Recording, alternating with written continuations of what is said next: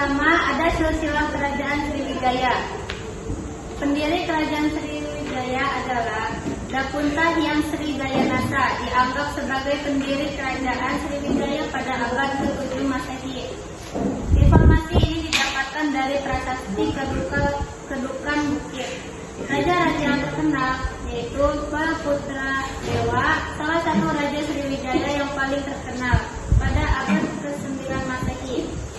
Pada masa pemerintahannya, Sriwijaya mencapai puncak kejayaan. Lalu ada Sri Juramanis Warmadewa, Sri Mara Vijayatunggawarman, Sang Rama Vijayatunggawarman. Dinasti Sailendra.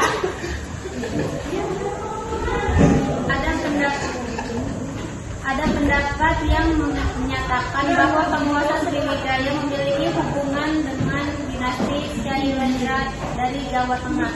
Bala Putra Dewa sendiri adalah keturunan dari dinasti Sailendra. Kerajaan Sriwijaya mengalami masa kejayaannya pada abad ke-8 Masehi hingga 11 Masehi dan kemudian mengalami kemunduran akibat serangan dari kerajaan lain seperti kerajaan Chola dari India. Semoga informasi ini bermanfaat. Raja-raja yang berkuasa yaitu yang pertama ada Dapunta Hyang Sri Gayanasa abad ke-7 Masehi. Yang kedua ada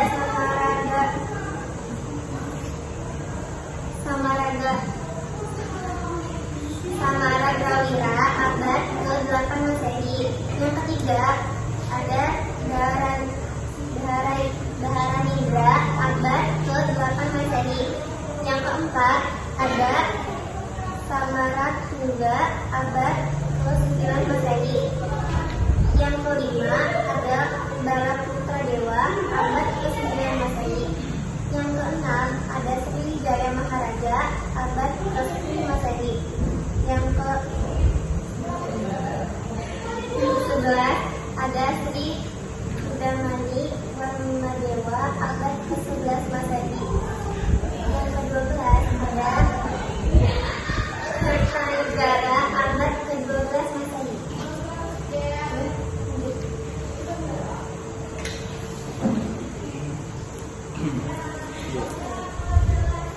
Dua, kehidupan politik kerajaan maritim. Sriwijaya adalah kerajaan maritim yang kuat dengan armada laut yang tangguh. Kekuasaan Sriwijaya adalah wilayah yang luas, meliputi Sumatera, Semenanjung Malaya, dan sebagian Jawa. Kemudian pusat kekuasaan Sriwijaya berpindah-pindah dengan Palembang sebagai salah satu pusat utamanya.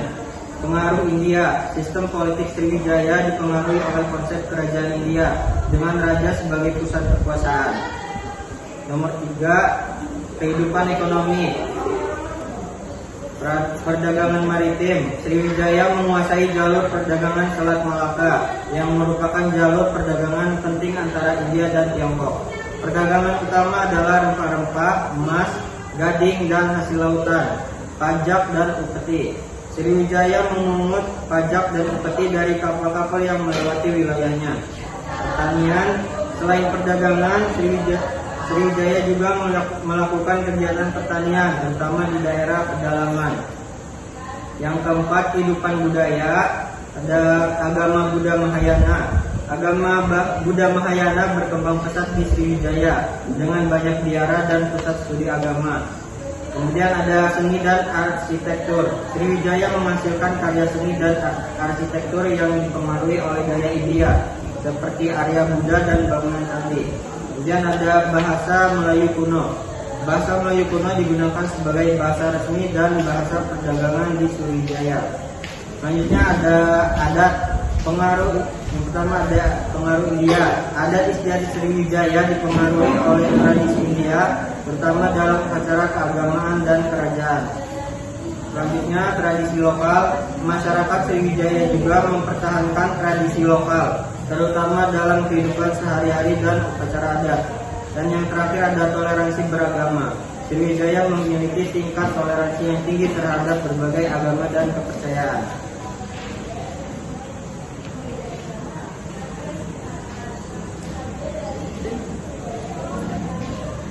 Masih agama peninggalan kerajaan Sriwijaya tentunya masih ada, yaitu salah satunya ada prasasti. Prasasti kedudukan bukti ditemukan di Palembang. Prasasti ini menceritakan tentang pendirian kerajaan Sriwijaya.